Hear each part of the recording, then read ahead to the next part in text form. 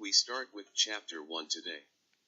Chapter 1 covers the scope and method of economics.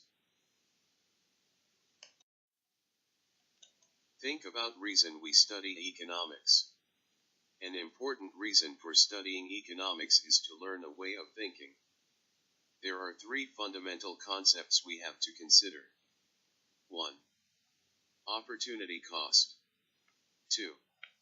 Marginalism, and 3. Efficient markets. There are more reasons to study economics.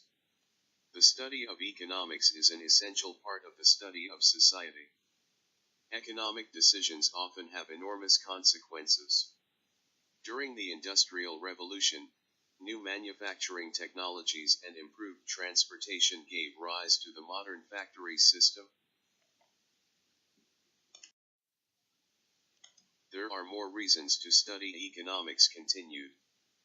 An understanding of economics is essential to an understanding of global affairs.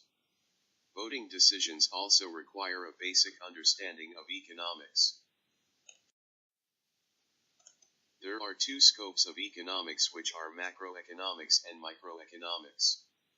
Microeconomics is the branch of economics that examines the behavior of individual decision-making units, that is, business firms and households. Macroeconomics is the branch of economics that examines the behavior of economic aggregates, income, output, employment, and so on a national scale. Government and the central bank conduct economic policy. Criteria for judging economic outcomes are 1. Efficiency, or allocative efficiency.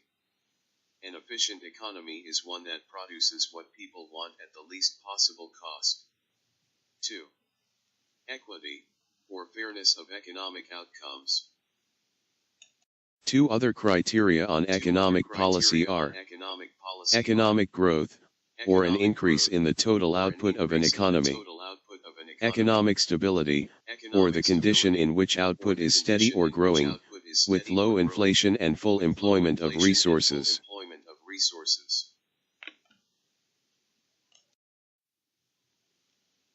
Appendix discuss how to read and understand graphs.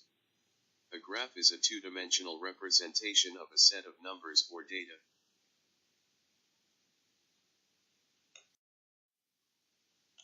A time series graph shows how a single variable changes over time.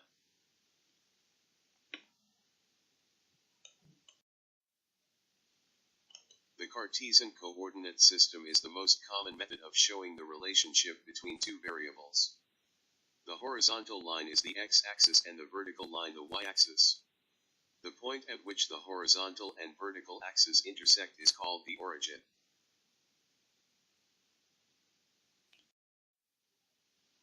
The point at which the line intersects the y-axis, point A, is called the y-intercept. The y-intercept is the value of y when x equals 0.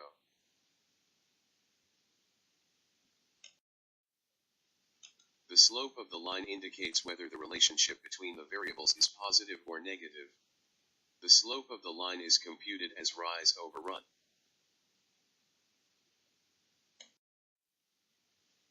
The line in the graph slopes upward, indicating that there seems to be a positive relationship between income and spending. Points A and B, above the 45 degrees line, show that consumption can be greater than income.